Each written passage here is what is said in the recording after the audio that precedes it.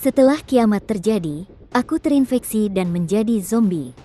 Tapi di mata ibuku, itu hanyalah istilah baru yang populer di kalangan remaja. Yang lebih ibu pedulikan adalah bagaimana cara menyembuhkan kebiasaanku yang tidak mau mendengarkan orang lain. Separuh kepalaku hilang, tapi ibu malah mengira itu karena nenek menidurkanku dengan posisi yang salah sehingga kepalaku peyang. Aku hanya makan daging, ibu bilang aku pemilih makanan. Saat para penyintas ingin mengusirku, ibu berdiri di depan untuk melindungiku. Ibu pasti bisa menyembuhkan putranya. Saat ibu menemukanku, aku sudah menjadi zombie selama 3 hari. Hari itu ibu pergi memetik sayuran di kebun. Dia melihatku tengkurap di bawah pohon, sedang asyik memakan sesuatu. "Lele, kenapa tidur di sini, nak? Tanahnya kotor sekali. Ayo cepat bangun." Aku mengeluarkan suara aneh dari tenggorokanku dan berbalik hendak menggigit ibu. Ibu yang sigap segera mengambil sebatang daun bawang dari keranjang, lalu menyumpalkannya ke mulutku. "Makan camilan diam-diam lagi, ya? Ayo pulang makan." Ibu menyeretku pulang. Bibi Zhang yang lewat 10 meter jauhnya, berteriak lalu lari terbirit-birit. Ibu masih menggerutu sendiri. Dasar Zhang tua itu, Zhang tua itu. Melihat anakku seperti melihat hantu. Sesampainya di rumah, ibu mendudukkanku di bangku dan menyeka wajahku dengan handuk basah. Kulitku mulai berwarna hijau keunguan, dan mataku berubah menjadi kuning keruh. "Anak ini, diam-diam pakai krim kulit ibu lagi, ya? Pakainya tebal sekali seperti orang mati." Ibu pun menggosok wajahku dengan kuat.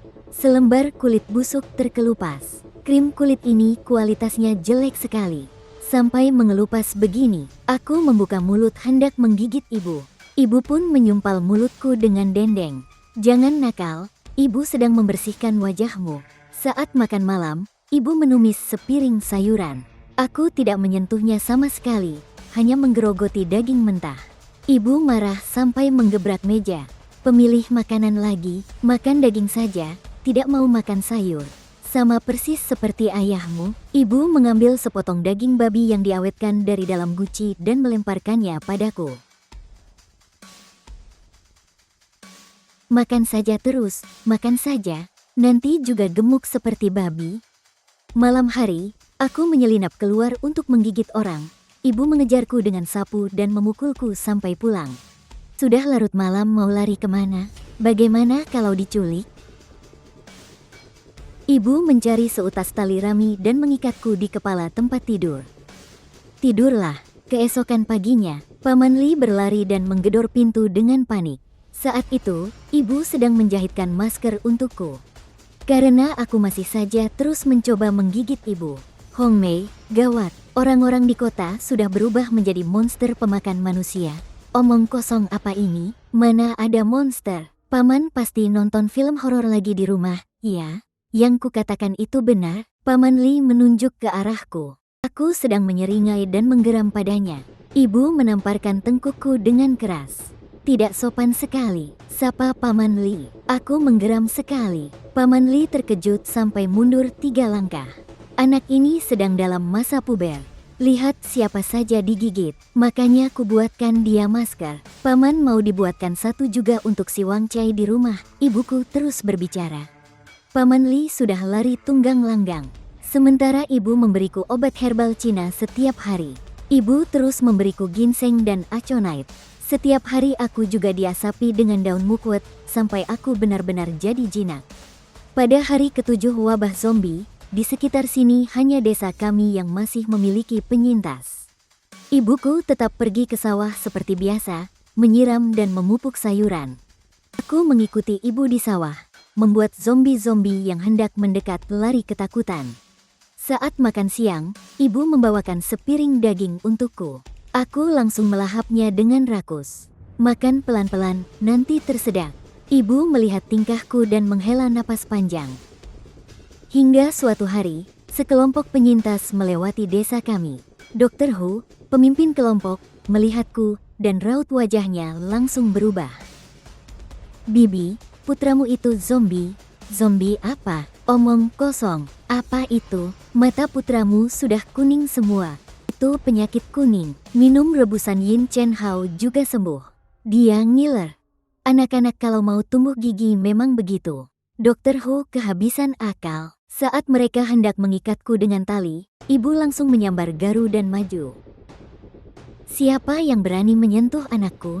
Ibu melawan sekelompok pria kekar itu sampai mereka lari tunggang langgang. Para penyintas itu tidak bisa berbuat apa-apa, jadi mereka terpaksa tinggal di pintu masuk desa.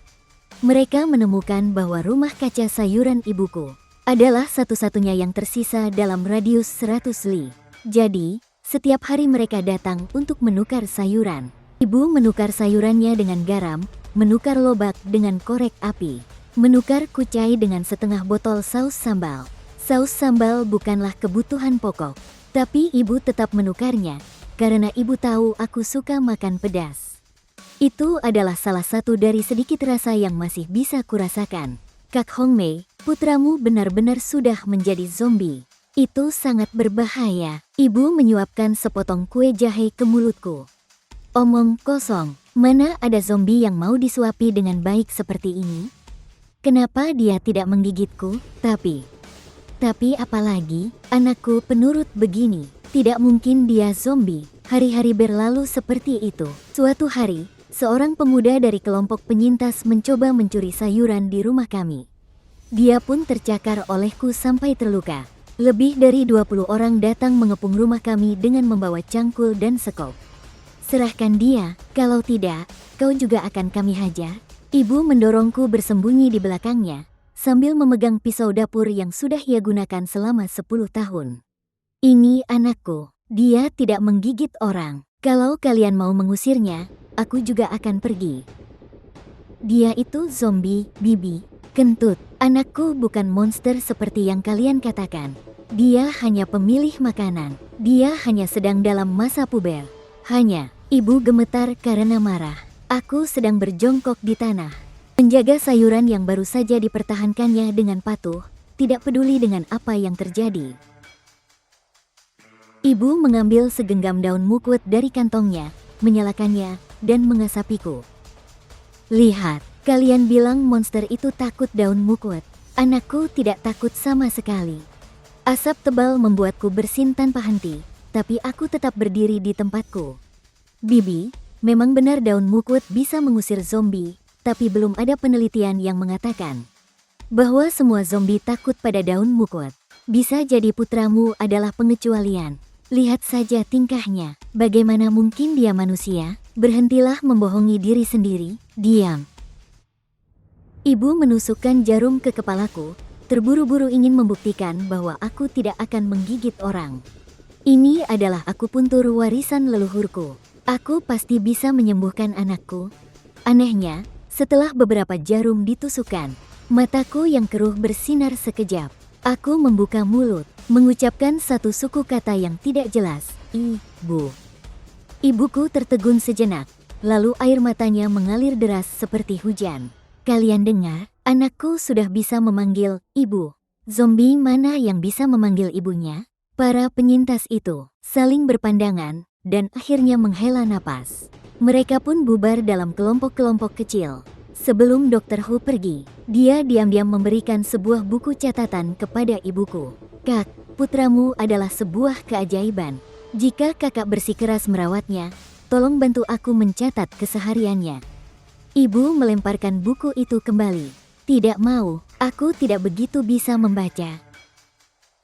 Malam itu, ibu memandikanku, menggantikanku dengan baju baru, lalu ibu duduk menjahit pakaian yang kurobek siang tadi. Sambil berbicara, anakku, ibu tidak peduli kau manusia atau hantu. Kau tetap darah daging ibu. Aku menjawab dengan gumaman, lalu memainkan mainan buatan ibu.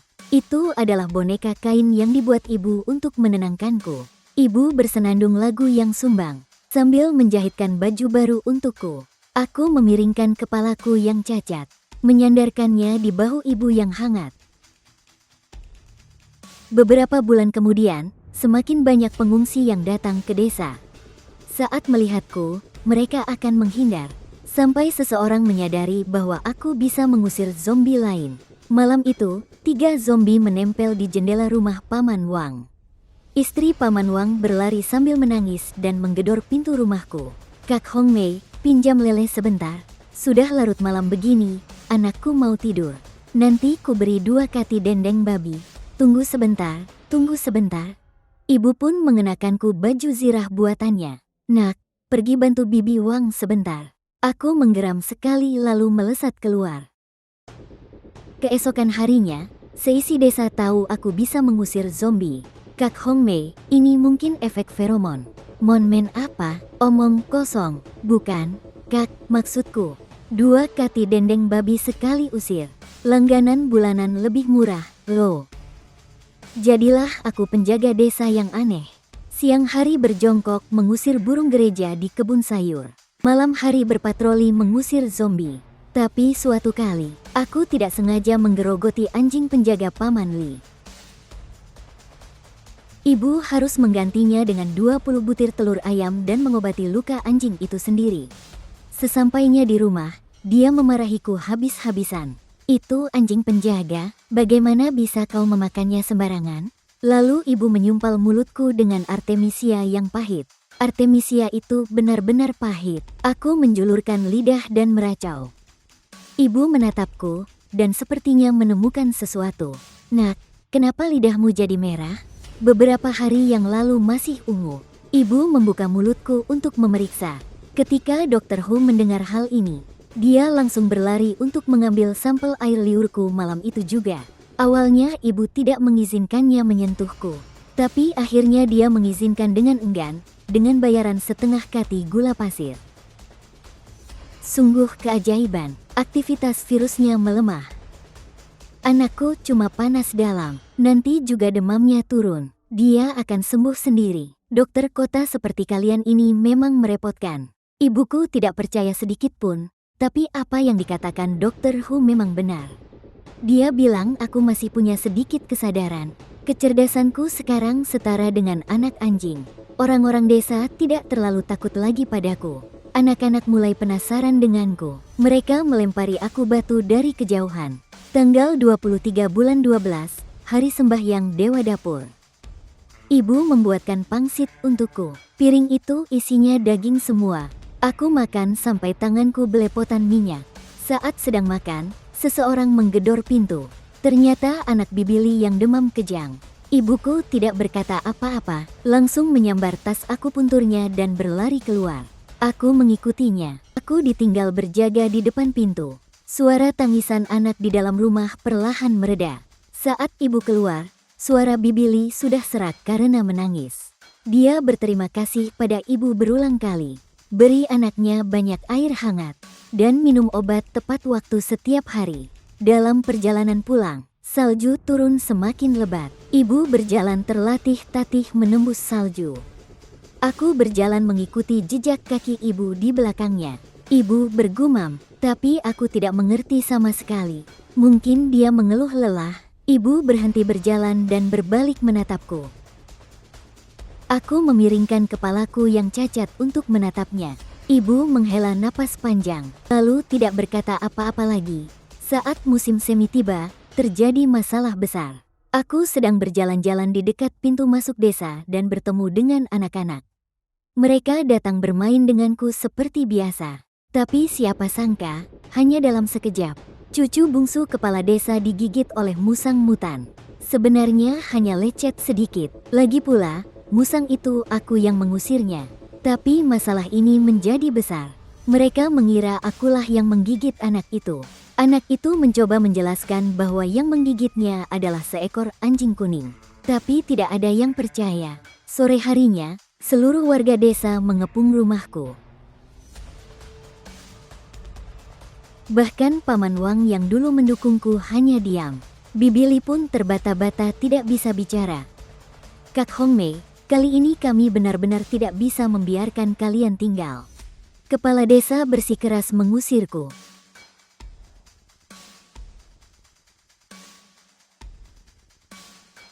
Beri kami waktu 1 malam. Besok pagi kami akan langsung pergi. Malam itu, ibu mengemasi barang-barang ke dalam buntalan kain besar. Sayang, tidak peduli apa kata orang lain. Ibu percaya padamu. Mana mungkin kau menggigitnya? Orang-orang ini benar-benar tidak punya hati. Dulu saat anak ibu menolong mereka satu persatu, mereka memperlakukanmu seperti harta karun. Tengah malam, ibu menuntunku keluar desa. Di leherku tergantung kantong wangi dengan sulaman baru. Di dalamnya ada daun mukwet, bubuk belerang, dan setumpuk ramuan lain. Punggung ibu terlihat semakin bungkuk, tapi tangannya yang menuntunku masih kuat. Sayang, ibu akan membawamu ke dokter. Ada seorang tabib Tiongkok kuno, ahli dalam mengobati penyakit langka. Aku menjawab, lalu mengangkat tangan untuk menyeka air mata di wajah ibu. Ibu malah menangis lebih kencang. Sudah bisa menyeka air mata orang lain. Anak ibu sudah hampir sembuh. Kami berjalan menyusuri rel kereta api ke arah selatan. Pada hari kelima, kami melanjutkan perjalanan di jalan provinsi. Siang harinya, kami menemukan perkebunan itu. Tiba-tiba, seorang lelaki tua kecil kurus melompat keluar dari semak-semak membawa senapan. Moncong senapannya menodong kepalaku. Berhenti, apa kau yang memelihara zombie ini? Ini putraku, Lele. Kenapa tubuhmu berbau artemisia? Tentu saja, aku mengasapinya setiap hari. Ini adalah ilmu warisan leluhur. Masuklah, marga saya Zhou. Dulu saya seorang profesor di Akademi Pengobatan Tradisional Tiongkok. Kebun herbal kakek Zhou bagaikan surga. Di lahan setengahmu itu, tumbuh berbagai jenis tanaman herbal. Di sudutnya bahkan ada beberapa ayam petelur. Kakek Zhou memetik sehelai daun mint dan memasukkannya ke mulutku.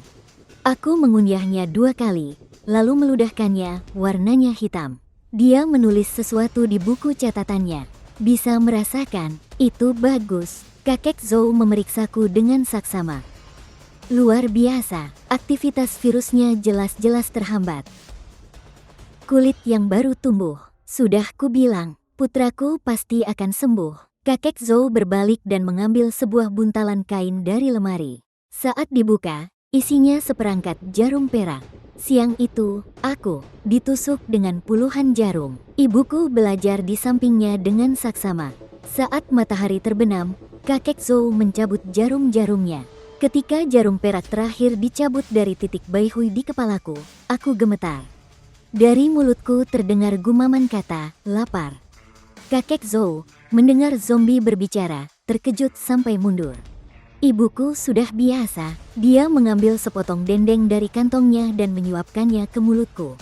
Merasa lapar berarti sudah membaik. Sore harinya, kakek Zhou mengajak kami makan malam bersama.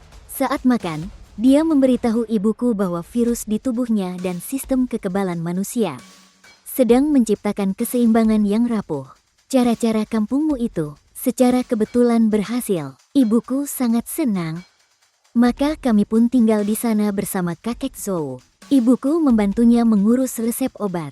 Sedangkan aku bertugas patroli. Tidak ada zombie yang berani mendekati tempat ini. Kakek Zhou melakukan akupuntur padaku setiap hari dan meracik berbagai ramuan pahit. Ibuku diam-diam menambahkan madu. Saat ketahuan, dia masih berdebat. Obat Tiongkok itu pahit, apa salahnya ditambah sedikit gula? 1 bulan kemudian, suatu hari, saat aku sedang mengejar tikus sawah di samping apotek, terdengar suara pertengkaran dari kamar kakek Zhou. Suara ibuku melengking, kukira ibu diganggu. Saat aku menyerbu masuk, kulihat kakek Zhou memegang pisau bedah yang berkilauan.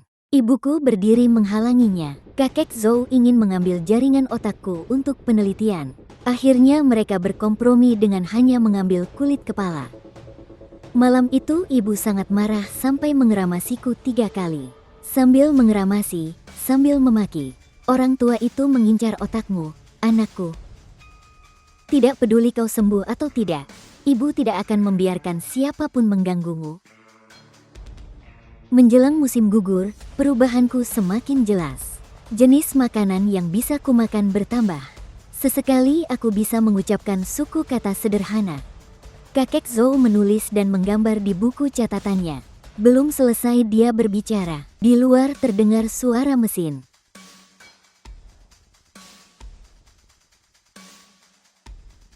Orang tua, serahkan perbekalan dan obat-obatan. Hei, ada zombie.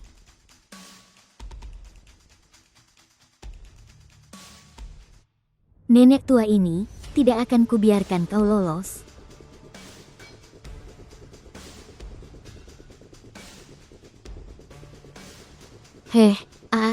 Kalian semua ingin mati, ya?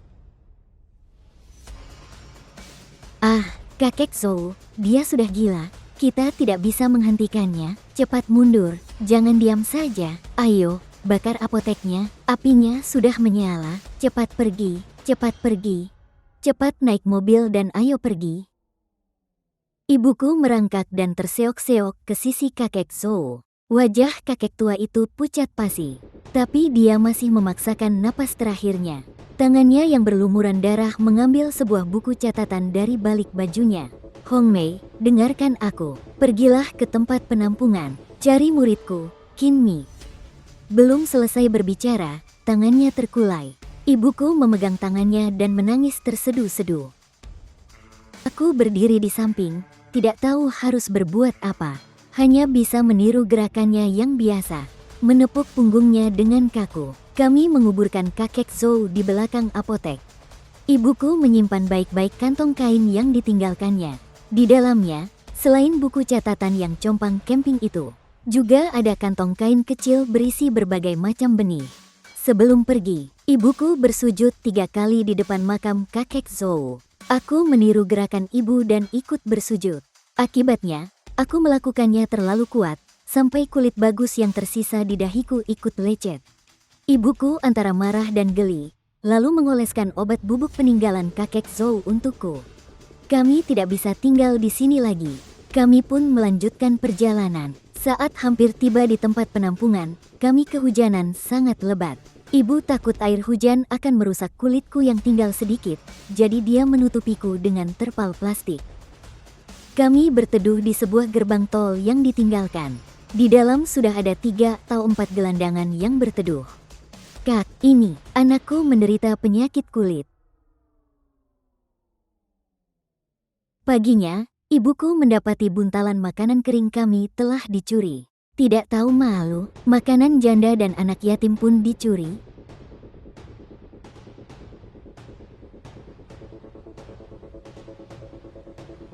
Sejak meninggalkan tempat kakek Zhou, ibu mengajariku untuk tidak memakan makhluk hidup. Aku harus mendengarkannya. Jadi, aku menukar ekor ikan asin dengan para gelandangan.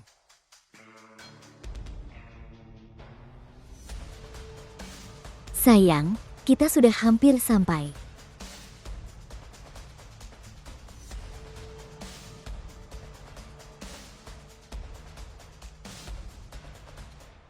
Permisi, saya ingin bertemu Dr. Qin. Ini tempat penampungan. Kami tidak menerima orang luar. Kenapa kalian mencarinya? Membawanya untuk berobat. Lele, beri salam pada Bibi. Tidak perlu menutupinya lagi dariku. Sudah berapa lama dia digigit? Masih ada perilaku manusia. Bisa merasakan. Bisa makan sendiri. Bisa menggunakan alat. Terkadang dia masih mengenali ibunya. Ikut aku.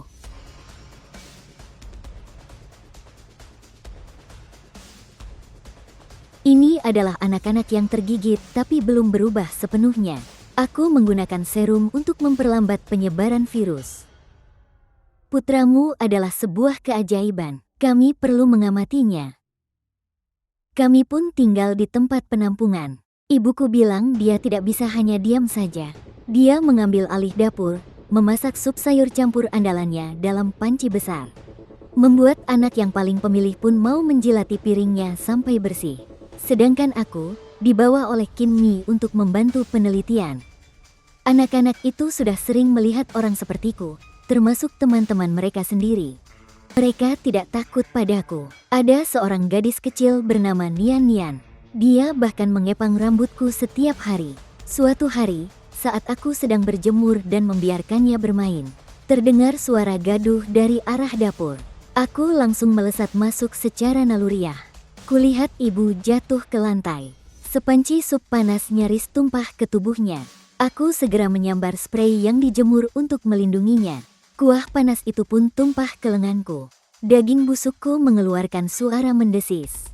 Ibuku langsung bangkit, membenamkan lenganku yang busuk ke dalam ember berisi air dingin. Kinmi mendengar keributan dan berlari mendekat. Saat melihat lenganku yang berasap, dia tertegun. Tadi itu dia sedang melindungimu. Kinmi memberikan sebotol kecil serum kepada ibuku. Sepertinya dia lebih berharap aku sembuh daripada yang kukira. Coba ini, mungkin bisa membantunya. Ibuku senang seolah mendapat harta karun. Malam itu, dia menyuntikkannya ke tengkukku. Akibatnya, aku demam. Padahal seharusnya zombie berdarah dingin. Dahiku sekarang begitu panas hingga bisa untuk menggoreng telur. Ibu harus bolak-balik mengambil air dingin dari sumur. Mengompres tubuhku sepanjang malam. Sambil mengompres, sambil menangis. Ini salah ibu karena terlalu gegabah. Keesokan harinya demamku turun. Setelah Kinmi memeriksa dengan saksama, dia menemukan hal yang mengejutkan. Jumlah daging busuk di perutku berkurang. Tubuhku mulai beralih ke makanan manusia. Nafsu makanku mulai menurun, keinginan untuk makan daging mentah juga berkurang. Kupikir, mungkin serum itu merangsang gen manusia yang tidak aktif. Ibuku tidak mengerti hal-hal ini. Dia hanya tahu aku akan segera sembuh. Saat melihatku ngiler karena telur dadar, bukan ayam mentah, dia sangat senang sampai menyembelih seekor ayam tua untuk merayakannya. Tapi masa-masa indah tidak berlangsung lama. Seminggu kemudian, di tengah malam, alarm berbunyi. Tim kami yang pergi mencari obat dikepung oleh gerombolan zombie di gerbang kota. Kami naik mobil untuk membantu. Sesampainya di lokasi, Kinmi menyambar kotak obat dan hendak berlari keluar, tapi ibuku menahannya. Kau tidak akan bisa melawan mereka. Biarkan anakku yang pergi. Anakku sendirian bisa melawan 20 dari mereka.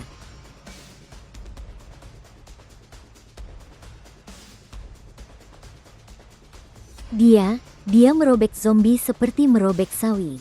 Ibuku berlari kecil mendekat. Lalu mengeluarkan sapu tangan untuk menyeka wajahku. Lihat, wajahmu penuh darah. Dalam perjalanan pulang, Nian-Nian merengek ingin kugendong. Aku berjongkok dengan kaku. Gadis kecil itu naik dan memeluk leherku. Rombongan kami berjalan sangat lambat. Kinmi memapah yang terluka. Ibuku membawa kotak obat yang berhasil didapatkan. Sedangkan aku menggendong Nian-Nian yang tertidur pulas di punggungku. Tangannya yang kecil tanpa sadar menyentuh wajahku yang busuk. Kakak baik. Sialan, angin apa ini? Kencang sekali sampai masuk ke mata. Keesokan harinya, anak-anak mengadakan upacara penghargaan untukku. Hadiahnya adalah mahkota kertas.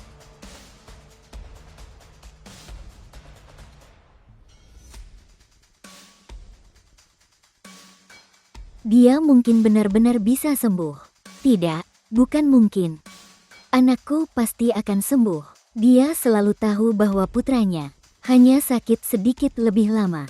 Tapi suatu hari nanti, dia akan kembali berlari-lari dan memanggil ibunya lagi. Tapi, malam itu, aku demam lagi.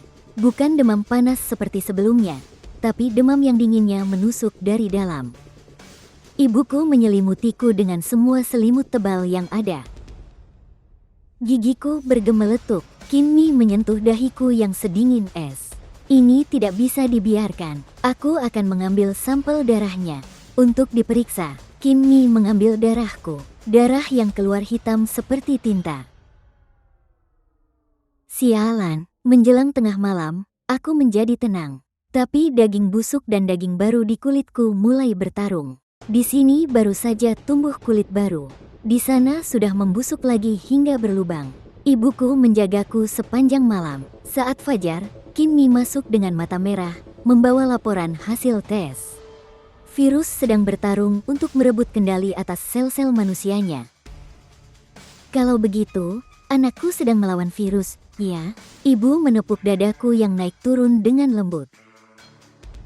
Berjuanglah, nak. Kalahkan virus sialan itu. Ibu tahu kau bisa. Pada hari ketiga, aku mulai mengamuk. Hampir menggigit bibi yang mengantar makanan. Raut wajah Kinmi semakin tegang. Kak Hongmei, dia sangat berbahaya sekarang. Demi keselamatan anak-anak, sebaiknya kita kurung dia. Tidak mungkin, anakku tidak akan menyakiti orang. Ibuku marah sampai logat daerahnya keluar. Saat mereka berdebat sengit, Nian berlari masuk sambil terisak. Kak Lele demam lagi, di ruang medis. Aku meringkuk gemetar di sudut. Di sekitarku terbentuk lapisan es tipis. Ibu tidak berkata apa-apa, melepas jaket tebalnya untuk menyelimutiku, sementara dia sendiri hanya mengenakan satu lapis baju. Ibu memeluk kepalaku yang acak-acakan ke dadanya. Bertahanlah, nak. Ibu tidak bisa kehilanganmu. Kinmi berdiri lama di pintu dengan mata merah. Coba ini, baru selesai kuracik, tapi aku tidak tahu apa efek sampingnya. Apa benar-benar tidak ada cara lain? Setelah obat itu disuntikan, uap dingin keluar dari seluruh tubuhku. Ibu memelukku erat, tidak mau melepaskan, membiarkan uap dingin itu membekukan lengannya hingga memar biru. Apa itu sepadan? Dia mungkin tidak akan pernah sembuh. Bagi seorang ibu, tidak ada kata sepadan atau tidak. Asalkan anakku sembuh, itu sudah cukup. Kondisiku terus memburuk. Terkadang aku pingsan dan tidak sadarkan diri. Terkadang mengamuk gelisah. Suatu kali saat kambuh, aku hampir melukai Nian. Untungnya hanya menjambak segumpal rambutnya. Nian duduk menangis di lantai, tidak percaya. Lalu dia berbalik dan lari keluar dari kamarku. Meskipun aku sudah sadar kembali, Kinmi tetap bersikeras untuk mengikatku. Ibuku berdiri menghalangi di depan tempat tidur, menolak. Minggir, apa kau ingin semua orang mati? Ibu menyambar tongkat pel dan memegangnya di depan dada, menangis sampai ingus dan air mata membasahi wajahnya. Anakku tidak akan menyakiti orang, kau tidak bisa mengikatnya seperti binatang. Anakku sekarang sadar, dia akan mengingat ini. Kinmi terdiam. Kata-kata, apa bedanya dia dengan binatang, tertahan di bibirnya. Tapi dia menelannya kembali. Dia juga seorang ibu. Tangisan Nian terdengar dari luar. Dia memanjat pohon dan jatuh. Lututnya lecet parah. Aku berhenti meronta. Mataku bergerak mengikuti suara itu. Dari tenggorokanku keluar suara seperti erangan tertahan. Kinmi ragu sejenak, lalu melepaskan ikatanku. Ibu langsung memelukku. Anakku yang baik. Kau mau melihat Nian, kan? Ayo kita lihat dia. Aku berjalan terlatih-tatih mengikuti ibu ke halaman. Nian duduk menangis di bangku batu. Melihatku, dia mengulurkan tangan kecilnya. Kak Lele, sakit. Aku mau memanjat untuk memetik buah untuk kakak, supaya kakak cepat sembuh. Aku perlahan berjongkok, menyentuh luka Nian dengan jariku yang membusuk. Aku mengangkat ujung bajuku, perlahan menyeka air mata di wajah Nian. Ini rangsangan emosional, aku mengerti. Akhirnya aku mengerti, perasaan Lele terhadap Nian menghambat aktivitas virus. Emosi manusia yang kuat dapat mengendalikan virus. Sederhananya, dia menyayangi kalian. Kondisinya membaik. Tentu saja dia sayang ibu. Ibu sudah tahu. Rencana pengobatan baru dimulai malam itu juga. Kinmi tidak lagi hanya menyuntikkan serum, tetapi meminta ibu dan Nian menemaniku. Saat aku sadar, mereka akan menunjukkan foto-foto lama, menceritakan kisah masa kecilku. Ibu bercerita saat aku tersesat di umur 5 tahun. Aku mengucapkan kata takut dengan tidak jelas. Ibu sangat gembira sampai terus menepuk punggung Kinmi. Anakku bilang takut, teruslah bangkitkan emosinya perlahan. Pengobatan mulai menunjukkan hasil. Amukanku berkurang. Suatu hari, Nian menyisir rambutku. Aku menunjuk sebuah kartu kertas yang menyembul dari sakunya. Kak Lele mau ini, mau main lipat kertas? Aku mengangguk kaku. Kinmi mencatat di rekam medis. Kesadaran pulih, keterampilan motorik halus membaik. Ibuku menjadi bersemangat lagi dan mulai mengajariku melipat perahu kertas dengan jariku yang membusuk. Meskipun hasil lipatanku miring-miring, ibu tetap menyimpannya di kantong kainnya seperti harta karun. Tunggu sampai kau sembuh, ya. Nanti kita hanyutkan bersama di sungai. Bahkan ambang jendela di kamarku penuh dengan origami buatanku. Kodok yang jelek, pesawat dengan sayap yang robek, kelinci berkaki 3 bulan kemudian, kulit baruku tumbuh dengan sempurna. Bahkan sidik jariku terlihat jelas. Ibu memegang tanganku untuk waktu yang lama tanpa berkata apa-apa. Hanya butiran air mata besar yang jatuh satu persatu ke tanganku. Aku mulai lebih mengerti bahasa manusia. Dulu, saat ibu memanggil, "Lele, makan," aku hanya bisa ngiler dan menerkam daging. Sekarang, saat ibu menyuruh cuci tangan, aku dengan patuh memasukkan tanganku ke baskom air. Meskipun hal sepele, ibu tidak henti-hentinya memujiku.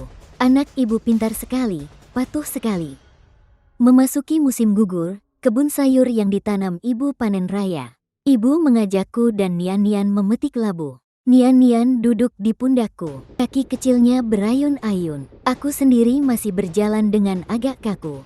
Setiap langkah, tulang bahu dan sikuku berderit. Malam hari, aku meraba-raba jalan ke kamar Nian-Nian. Gadis kecil di samping tempat tidur tertidur lelap dengan pipi merona, memeluk boneka kain usang. Aku menatapnya sejenak, lalu mengulurkan tangan untuk menaikkan selimutnya. Saat berbalik, aku melihat Nian-Nian sudah membuka mata. Kedua matanya menatapku dengan jernih. Aku mengangkat telunjuk ke bibirku. Nian-Nian meniruku, lalu tersenyum. Keesokan harinya, Nian-Nian bangun dan berteriak. "Kemarin Kak Lele menyelimutiku." "Hah, omong kosong. Kak Lelemu itu, kalau malam cuma bisa menggemeretakkan gigi dan kentut." Ibu terdiam, lalu berbalik menatapku. "Anakku, benar-benar akan kembali." Tapi masa-masa indah tidak berlangsung lama. Malam hari, aku mulai kejang-kejang. Daging busukku rontok dalam potongan besar. Kulit baruku menjadi merah dan bengkak. Ibuku panik sampai menghentakkan kaki. Dia merebus semua ramuan peninggalan kakek Zhou, lalu mencekokkannya ke mulutku mangkuk demi mangkuk. Kinmi membuka semua buku medisnya. Akhirnya dia berkata dengan ragu, dia sekarang berada di titik kritis. Kalau tidak menjadi manusia sepenuhnya, dia akan menjadi apa? Atau menjadi zombie sepenuhnya? Obat untuk bulan ini sudah habis. Kita hanya bisa mencarinya di kota. Paman Liu dan yang lain sudah pergi mencari persediaan. Mereka belum kembali. Aku akan pergi ke kota sendiri.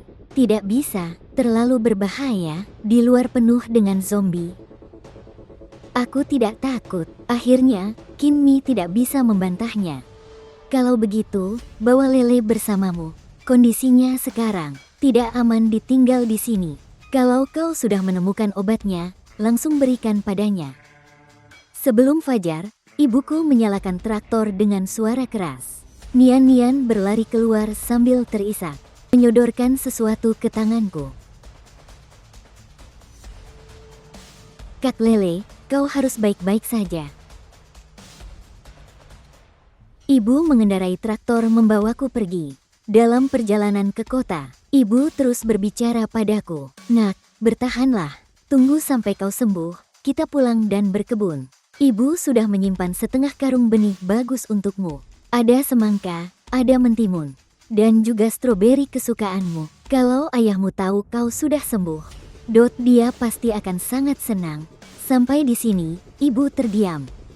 Ayahku sudah lama tiada, digigit zombie. Ibu mengendarai traktor sepanjang hari. Aku duduk diam di atasnya. Saat matahari terbenam, kami akhirnya tiba di kota.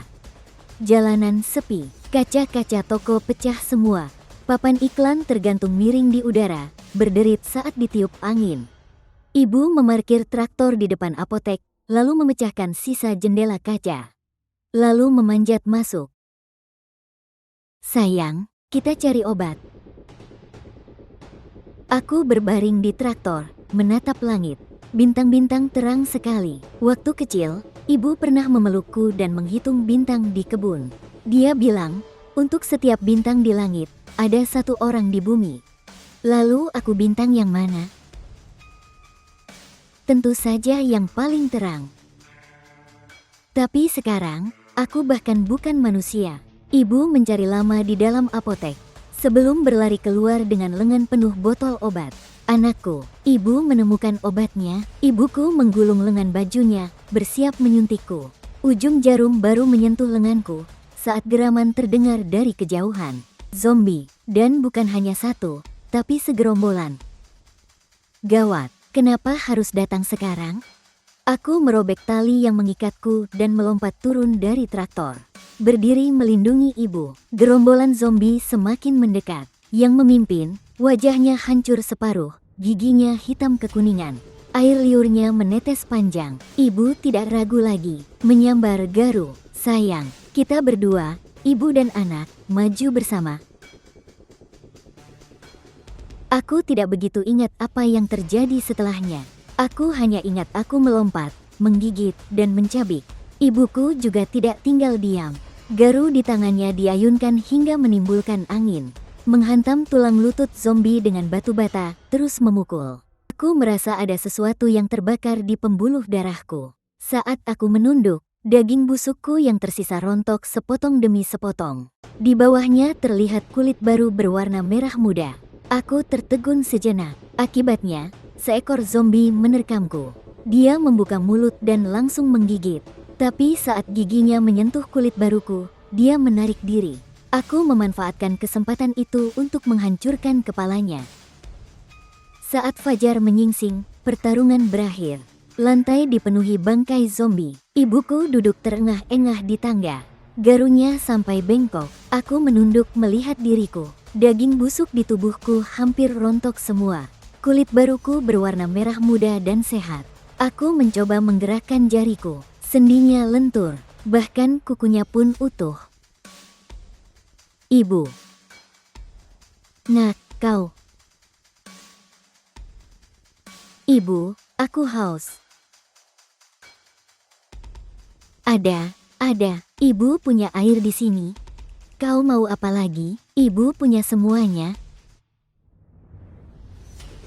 Saat kembali ke penampungan, Nian-Nian yang pertama berlari keluar. Memeluk kakiku. Kak Lele, wajah kakak jadi lebih bagus.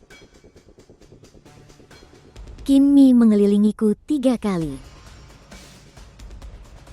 Sepertinya anak-anakku punya harapan untuk selamat. Ibuku berkata dengan bangga. Setiap bertemu orang, dia bercerita bahwa putranya telah sembuh.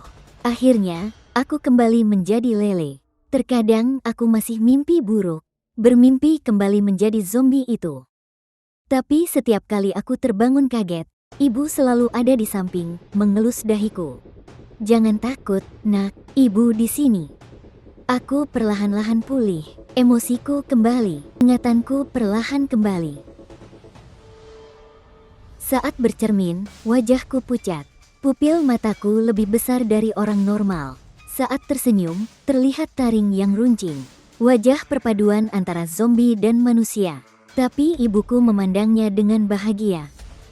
Anak ibu tampan sekali. Sudut bibirku membentuk senyuman. Ibu adalah ibu terbaik di dunia. Terima kasih telah menggunakan cinta tanpa syarat untuk menarikku kembali ke dunia manusia.